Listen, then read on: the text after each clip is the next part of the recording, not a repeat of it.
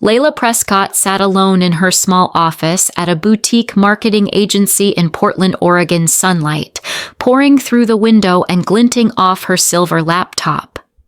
She was reviewing the final proposal for a high-profile brand campaign she had poured weeks of work into. Everything seemed on track, until her phone buzzed. One text, just one, and her world caved in. "We've changed the locks. You don't have a home anymore." The sender, her mother, Marilyn Prescott. Layla froze. Her eyes locked onto the screen as if the letters themselves were mocking her. Her fingers moved reflexively, typing a dry reply. "Funny. Brave of you." But her heart wasn't calm.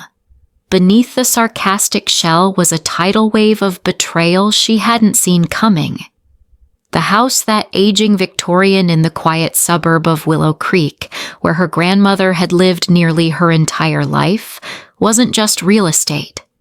It was where Layla had learned to bake, where she had escaped her mother's suffocating expectations, the one place that had ever truly felt like hers. And now it was being taken from her by the very people who should have protected her.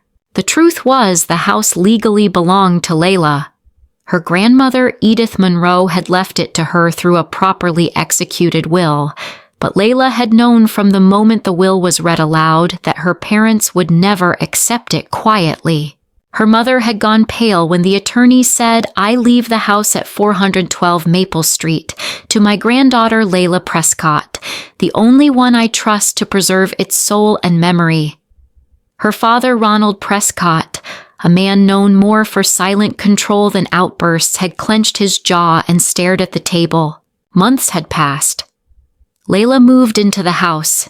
She began slow, respectful renovations, modernizing the kitchen and wiring while preserving the vintage wallpaper and wraparound porch. She invited her parents over regularly, trying to keep a fragile peace alive. But that text shattered everything. She had no idea how long they'd planned this, whether they'd waited for her to be out of town or if her older brother Derek was involved. All she knew was that she was being locked out of her own, legally inherited home. No warning, no conversation, just a text like she was a stranger. Layla's hands trembled, but something colder began to settle in her chest. Beneath the shock and hurt, something was shifting. She hadn't called her lawyer. She hadn't dialed Leah, her best friend. She just sat there staring at that text like it was the opening line of a chapter she wasn't ready to read. But one thing was already clear: she would be the one to write the rest of it. Layla never imagined that a will, just a few sheets of paper bearing her grandmother's shaky signature, could ignite a war within her family. The house at 412 Maple Street, where Edith Monroe had lived most of her life, wasn't the kind of property that made headlines or drew envy. It was an old Queen Anne-style home nestled quietly in the historic neighborhood of Willow Creek. It had a turreted roof, creaky wood steps, and a wraparound porch where Layla had spent countless afternoons with her grandmother, listening to stories about wartime summers and skipping school to catch matinees. To Layla, it wasn't just a house, it was a living memory. Edith was unlike most people in the Prescott family. Where her daughter Marilyn lived for appearances and perfection, Edith thrived in quiet authenticity. She loved poetry, painting, and rainy afternoons.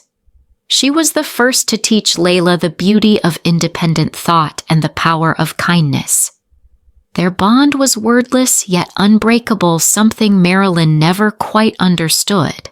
When Edith passed away at 92, her funeral was quiet, intimate, and dignified just like her. But the real storm came days later during the reading of the will. Their longtime family lawyer, Carl Bennett, sat across from the family in a cramped conference room, opening a well-worn folder. When he reached the line, "I leave full ownership of the home at 412 Maple Street to my granddaughter Layla Prescott, whom I trust to preserve its history and heart," the room fell into stunned silence. Marilyn let out a dry, disbelieving laugh. She wasn't thinking clearly, she snapped. She didn't know what she was doing. But Bennett calmly explained that the will had been properly executed, signed in the presence of 2 witnesses, notarized and completed at a time when Edith was fully lucid. Ronald Layla's father remained outwardly composed, but his fists clenched tightly beneath the table. Layla remembered the chill that ran down her spine as she caught his expression not of grief, but calculation, as if assessing the loss like a failed investment. Layla didn't understand the full depth of what had just happened. Not at first. What she felt most sitting in that room with all eyes fixed on her was sadness. Sadness that her mother didn't congratulate her, didn't smile, didn't even acknowledge her with a kind word.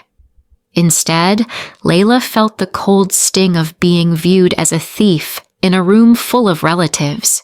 Only one person, her second cousin from her grandmother's side, leaned in and whispered, "She picked you because she believed in you." Layla didn't want to own anything at anyone's expense. She had even offered to preserve the home for family events, to keep the living room intact, to allow her parents to stay in the downstairs suite during retirement. But every suggestion was met with cold rejection or condescension. That was when she realized this was never about the house. It was about the fact that she had been chosen. On the surface, things appeared to be settling down. Layla moved into her grandmother's home in Willow Creek in late spring, just as the lilacs by the porch began to bloom.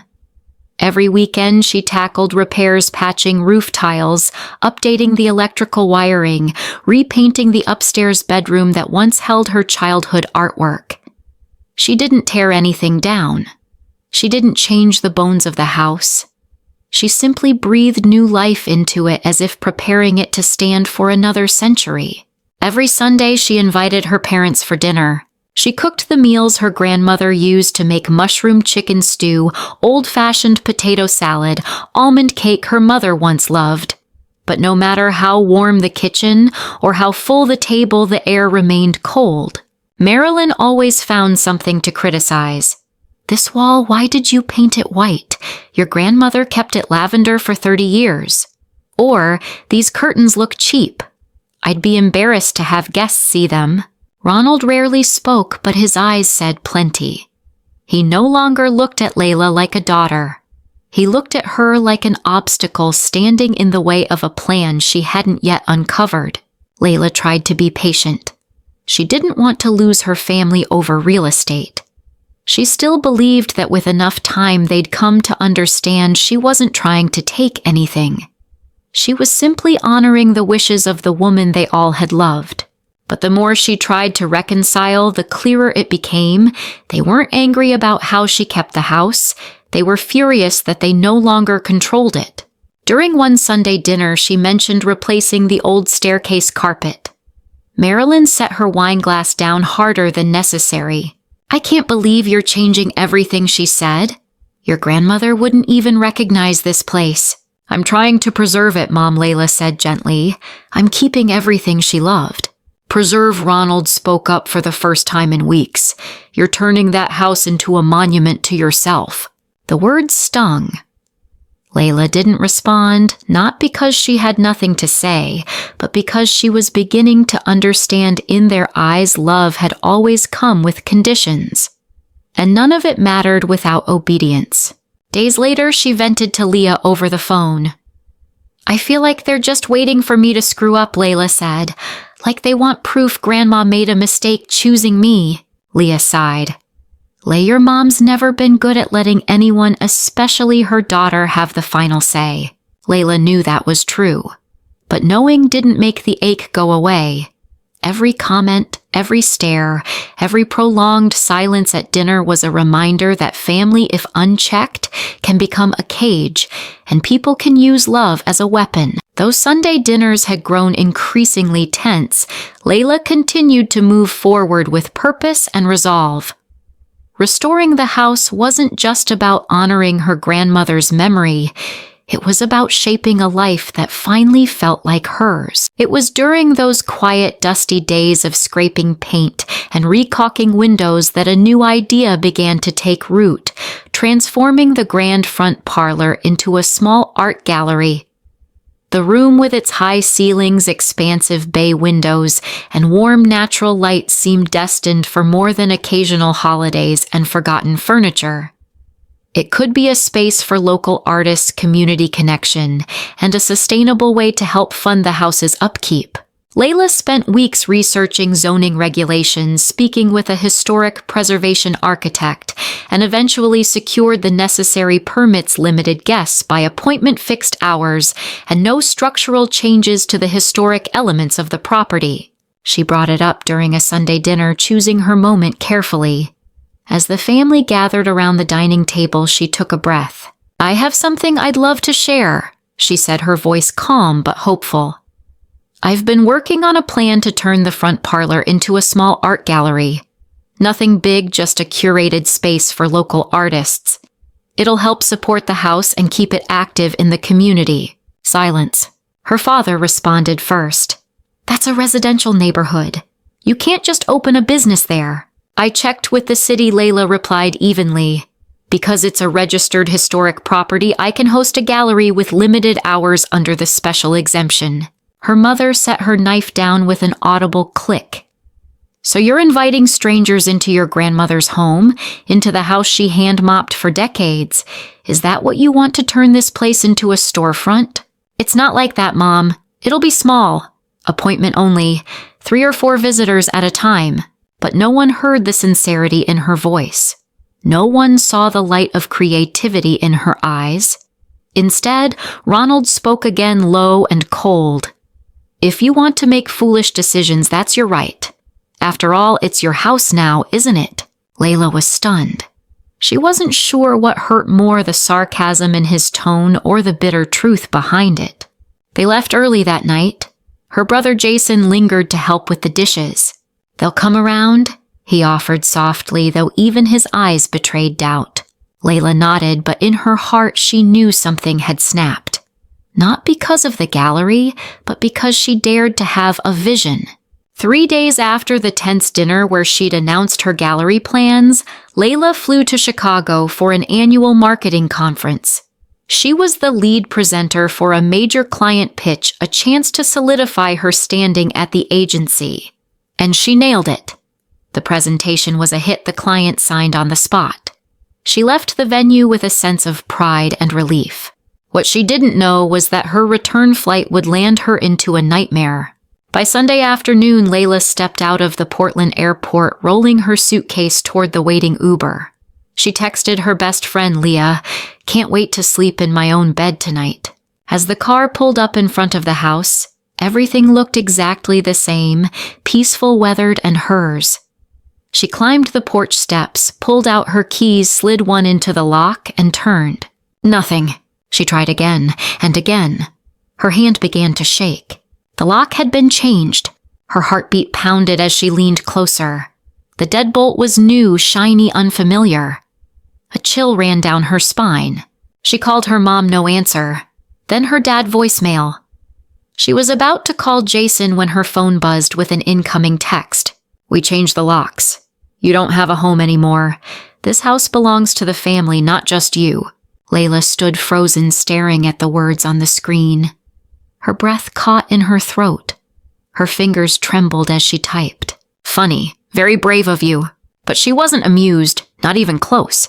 The house her grandmother had left her, the home she had lovingly restored, was no longer hers to enter. Her parents had locked her out. No warning, no conversation. Just a text as if she were a delinquent tenant being evicted. She called Jason, her last thread of hope. "Did you know about this?" she asked sharply. "What? Wait. They actually did that? They kicked me out of my house, Jason. My things are sitting outside like garbage." A pause. "They went to Cape Cod for the weekend. They won't be back until late Sunday. Do you have a key? I don't. And even if I did..." "Look, Layla, I can't get in the middle of this. They're really upset about the gallery." She hung up. No tears. Not yet. Just the surreal hum of betrayal ringing in her ears. Then she saw them 3 large black trash bags by the hedge. She opened one. Clothes. The next toiletries and makeup. The 3rd framed photos books and a few keepsakes from her grandmother. She hadn't just been shut out, she'd been thrown away. Layla stood on the porch of what had once been her sanctuary, staring at the 3 black trash bags that now contained her life. Her fingers trembled as she tapped her phone screen and called Leah. Her best friend answered on the first ring. Layla. They changed the locks, she said, trying to keep her voice steady. They dumped my stuff outside. I'm sitting on the front steps. A moment of silence. Then Leah replied firmly, I'm coming to get you. You're not staying there alone. While she waited, Layla sat down on the porch step, her back against the column. The late evening light faded the air, cool and heavy with the scent of cut grass and dust. Every passing car made her flinch. She worried that her parents had told neighbors she was trespassing, that someone might call the police on her for trying to reclaim her own home. When Leah arrived, she didn't ask questions. She simply wrapped Layla in a hug, tight and fierce. Together, they loaded the trash bags into the back of Leah's car, slammed the trunk shut, and drove away from the house Layla was no longer allowed to enter. At Leah's tiny apartment, Layla sat on the pull-out couch, bundled in spare blankets beneath the soft hum of a floor lamp. Her hands moved automatically, checking through the bags, inventorying what had been packed. And what hadn't? Her grandmother's antique jewelry box gone. The leather-bound journal detailing the home's history gone.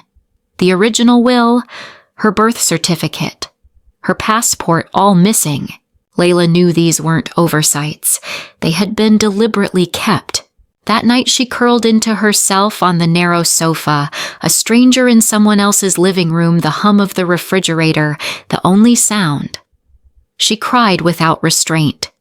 Tears soaked into the pillow as her grief shifted from sorrow to disbelief, and then to betrayal. She had lost her grandmother twice, once to death and now to theft. She had believed somewhere deep down that family might bend but never truly break. That love would always leave a door open. But now she felt homeless within her own bloodline, discarded like a liability. For a moment she considered breaking a window, climbing into her house, claiming what was hers. But something stopped her. Her grandmother's voice echoed in her mind. Use your head, Layla. Not just your heart. She needed to be smarter than that. She needed to win this not on emotion, but on truth. The next morning, Layla rose exhausted, her body heavy with unrest. She didn't go to work. She didn't open her email. She powered up her laptop and in the search bar typed, Portland Property Dispute Attorney. It was time to stop hoping for fairness. It was time to fight. That morning, Layla didn't make coffee. She didn't fix her hair, put on lipstick, or check work emails. Instead, she opened her laptop and typed the kinds of search terms she'd never thought she'd need. Portland property lawyer, evicted from my own home, family estate dispute attorney. Within 30 minutes, she had an appointment booked with a highly rated firm, Chin & Associates, known for their expertise in civil property disputes and probate cases. The attorney assigned to her was Sophia Chin, a veteran lawyer reputed for her sharp legal mind and rare emotional intelligence. Her appointment was set for that afternoon in a converted brick townhouse near downtown Portland. The office felt more like a well-read professor's study than a law firm, shelves lined with oak-bound books, soft yellow lighting, and a calmness that wrapped around Layla like a blanket. Sophia listened without interrupting, jotting notes occasionally. When Layla finally finished, her voice hoarse but steady, Sophia leaned forward. First, she said, her tone measured but firm, "Let me be clear, what your parents did is illegal. This is called self-help eviction, forcibly removing someone from a home without legal process. And that's unlawful even if they owned the property. Which in your case they don't." Layla blinked. "But they have the original will, the documents. They kept everything." That's all right, Sophia replied. We'll request the official version from probate court. As for the deed, we can retrieve certified records from the county. We'll have what we need. Then she laid out the plan file and emergency injunction to restore Layla's legal access to the house and follow with a suit for damages for emotional distress, property loss, and unlawful possession of belongings. Layla nodded through each step, her heart racing not with fear this time, but with something new strength. As she left the office, Sophia offered final instructions. Save every message, every receipt, any communication from your family, and don't speak to them directly. From now on, I speak for you. Layla stepped onto the street and drew a breath. The sun still shone. People still walked their dogs and sipped lattes. But something had shifted. This wasn't just a battle for a house anymore. It was a fight to reclaim her worth. As Layla stepped out of her attorney's office, her phone buzzed. A Facebook notification flashed across the screen. Marilyn Prescott tagged you in a post. Her heart skipped. She opened the post. My heart is broken. My own daughter has betrayed our family's legacy, trying to turn my mother's beloved home into a commercial venue. Some people forget where they come from. Dozens of comments flooded in from relatives, neighbors, family, friends. Most were sympathetic to Marilyn. They called Layla selfish, ungrateful, disrespectful. One even wrote, "Just because you inherit something doesn't mean you deserve it." Layla stared at the screen, numb. She didn't reply. She handed her phone to Leah. Leah's eyes narrowed. This is a smear campaign. They're trying to break you by turning public opinion against you. That evening, the voicemail started. An aunt she hadn't heard from in months said, "We're all so disappointed, Layla. All your parents ever wanted was to preserve your grandmother's legacy. You've really changed." 2 cousins unfriended her. An uncle emailed, "Do the right thing before this gets uglier." But the worst blow came the next morning. Her creative director called her into the office. "Is everything okay?" he asked. "There are rumors about a lawsuit, and one of our clients saw a post something about a house and a will." Layla swallowed hard. "It's a private family matter. Everything is being handled legally." He nodded slowly, but his eyes didn't hide the concern. "We just hope this doesn't affect the Westbridge account. That's a big one." Layla walked out of the meeting drained. Her family wasn't just trying to take the house, they were trying to dismantle her life. That night, another voicemail. Her father's voice colder than she'd ever heard. "Your mother is devastated, Layla. If you think we'll sit back while you ruin your grandmother's name, you're mistaken. Drop the lawyer or you'll regret it." The next day, a second message. "Keep pushing and we'll challenge the will. We'll say you manipulated an elderly woman. She wasn't in her right mind." Every message was a blow. Not just threats, but a deliberate psychological siege. Leah shook her head. "They're trying to rattle you, push you off balance." Layla didn't fall. But for the first time, she was genuinely afraid. Layla was on the verge of collapse. Each day blurred into the next lawyer's threat, suspicion at work. She'd considered walking away, settling just to stop the bleeding. Let them keep the house. Let it go. But just as the last of her hope flickered, she received a strange email. "Sender Patricia Wilson. Subject your grandmother, Edith, important information." Layla frowned. She didn't recognize the name. Her finger hovered over delete, but something stopped her. She opened the message. "Layla, I was your grandmother's nurse during her final months. I know you're going through something difficult. There are things she wanted you to know, things your parents don't want anyone to know. Please call me if you're open to it." Almost immediately, her phone rang. Unknown number, Massachusetts area code. Cautiously, she answered. "Hello, Layla. It's Aunt Patricia. I've been trying to reach you. I'm not a nurse. I'm your grandmother's sister." Layla exhaled sharply. Patricia Wilson. Her great-aunt Marilyn's estranged aunt. A woman she barely remembered from holidays long past. "Your grandmother gave me some things to hold on to," Patricia said. "She knew your parents might try to reverse the will. The next morning, Layla drove 2 hours to a small town in western Massachusetts. Patricia lived in a modest cottage surrounded by a wildflower garden. Though well into her 80s, she stood tall, eyes sharp and unflinching. "You look more like Edith than you know," she said as Layla entered. In a cozy kitchen over a pot of tea, Patricia explained how Edith had been pressured by her own daughter.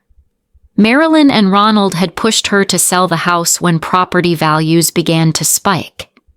When she refused, they'd even suggested getting her declared mentally unfit to take over her finances. Then Patricia retrieved a thick manila envelope from a roll-top desk. "Your grandmother asked me to give you this," she said. "Only if something happened." Inside were a handwritten letter from Edith explaining why she left the house to Layla, email printouts between her parents and a real estate firm showing they had been negotiating the sale of the house 2 years before Edith died, and finally a USB drive containing a recording of Edith's voice. "I am of sound mind and body. I'm leaving this house to Layla because it's what I want. I fear my daughter and her husband will not respect that." Layla wept as she heard her grandmother clear, firm, and full of love. When she returned to Portland and handed everything to Sophia, the attorney reviewed it silently, then looked up smiling for the first time. "You've just changed the game," she said. "This changes everything." On the morning of the hearing, Layla dressed simply but purposefully, a navy blue dress that fell below the knee, her hair pulled back, no makeup. "First impressions matter," Sophia had said. "They won't just judge the facts, they'll judge your composure." Layla nodded, though a quiet ache still lived in her chest. The Multnomah County Courthouse sat in a red brick building with high ceilings and the faint scent of polished wood and paper. As Layla entered with her attorney, she spotted them, Marilyn and Ronald Prescott, her parents sitting across the courtroom, avoiding her gaze but unable to avoid the gravity of what was about to happen. Their lawyer, Richard Baxter, was razor-sharp and emotionless. He opened with a narrative that painted Layla as irresponsible, accusing her of abandoning the property and claiming her parents had simply secured it from reckless decisions.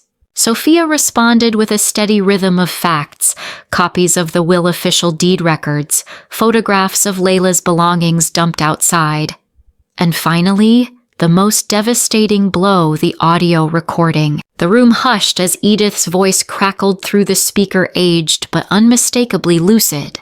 "I am of sound mind. I leave this house to Layla because I trust her.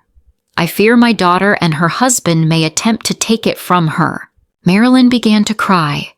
Ronald's face flushed with rage, his hands balled into fists. Jason sat behind them, expression unreadable. But Layla didn't look at them. She looked at the judge, the one person in the room with the authority to restore justice. Minutes later, the judge ruled emergency injunction granted. Layla was to be immediately reinstated as the legal occupant, and all withheld property must be returned within 24 hours. Any missing or damaged items would result in further court action. Layla heard the words but didn't feel triumph. Not because she hadn't won, but because winning felt like losing something else entirely. As she and Sophia walked out of the courtroom, she heard her father mutter to her mother, "This isn't over." Layla said nothing, but inside she understood they had lost, not just in the courtroom, but morally and permanently. The next day, Layla returned to her home with a police escort as Sophia had advised. The front door opened with a new key, and inside the house had been stripped. Family portraits, her grandmother's antique writing desk, copper pots from the kitchen, gone. Sophia began taking photos, every empty shelf, every blank wall. "We'll file for contempt of court," she said, her voice tight. Layla said nothing. She walked into the front parlor, the space she'd once dreamed of turning into an art gallery, and stood still. The house was hers again, but the family it once held wasn't. And in that moment, more than anger, more than grief, what Layla felt most was the hollow echo of what used to be. The house was eerily quiet. After the hearing, Layla returned with a small suitcase, a new set of keys in hands that no longer trembled. But as she stepped into the empty living room, what she felt wasn't triumph, it was hollowness. The oak writing desk where Edith once penned letters gone. The family portrait that had hung on the staircase wall for decades gone. Even the vintage copper pots from the 1950s kitchen gone. Priceless items in sentiment, if not in law, had been quietly taken as if her family was trying to erase any trace of her from this space. "We'll document everything," Sophia said, snapping photos of the bare shelves and missing fixtures. "They'll have to answer for this in court." But Layla didn't respond. She climbed the stairs, opened the door to the bedroom that once belonged to her grandmother. The scent still lingered, faint powder and dried lavender. She sat on the bare mattress, placed a hand on the empty pillow, and for the first time in days didn't cry. Instead, she called Leah. "I want to do a cleanse," Layla said. "Not a ceremony, just a reset. I need to reclaim this place." The next day, Leah arrived with 2 close friends, candles, wine chimes, and a bottle of red wine. They opened every window, swept every corner, played soft jazz on the speaker, and moved through the rooms with intention. No one spoke Marilyn's or Ronald's name. No one offered pity, only presence. As the sun set, the 4 of them sat on the porch, glasses in hand. To Layla, Leah toasted. Who didn't just get her house back, she got herself back. Layla smiled. A real smile, the first in weeks. She no longer believed things would go back to how they were. But now each wall, every stair, every pane of glass was part of a new story, her story. 1 year after the court officially restored Layla's ownership of the house, everything had changed, not in the way she once wished, but in the way she truly needed. The front parlor was now a small art gallery open 3 days a week, showcasing work by local artists. The debut exhibit was titled, "What is Home?" A collection of paintings, photographs, and sculptures exploring memory loss and restoration. On opening night, dozens of people showed up, neighbors, co-workers, old friends of Edith, and even a few who had once doubted Layla. An elderly woman gently touched the gallery door and whispered, "Edith would be so proud." Jason came too. He brought a faded photo he'd found in one of their mother's boxes, a picture of Edith standing on the porch, smiling wide. "You should have this," he said softly. Amid the crowd, Layla looked around. There were no accusations in the air, no imposed bloodlines. Only choice, the people she had chosen to keep in her life, not because of obligation, but because of love. Her parents. They still lived just a few blocks away, but now they were distant shadows. Occasionally, a polite message would arrive, nothing more. Layla had learned the art of boundaries. No bitterness, no guilt, no wishful thinking, just peace. Aunt Patricia had become a constant, a storyteller, a guardian of memories Layla never knew.